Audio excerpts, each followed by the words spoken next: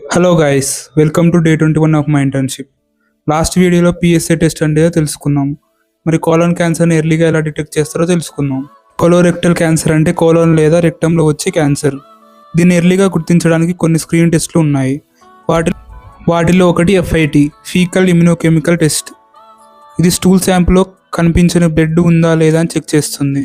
మరో important test colonoscopy. Colonoscopy అంటే ఒక థిన్ ఫ్లెక్సిబుల్ కెమెరా ట్యూబ్ని రెక్టం ద్వారా కోలన్లోకి పంపిస్తారు. కోలన్ లోపల లైనింగ్ని డైరెక్ట్గా ఎగ్జామిన్ చేస్తారు. ఈ టెస్ట్ ద్వారా పాలిప్స్ లేదా అబ్నార్మల్ ఏరియాస్ కనిపిస్తే అవసరమైతే వాటిని రిమూవ్ చేసి ల్యాబొరేటరీలో పరీక్షించవచ్చు. పాలిప్స్ అంటే abnormal growth of tissues in rectum or large intestine. కొన్ని పాలిప్స్కి అబ్నార్మల్ సెల్స్ అనేవి క్యాన్సర్గా మారే అవకాశంగా ఉంటుంది.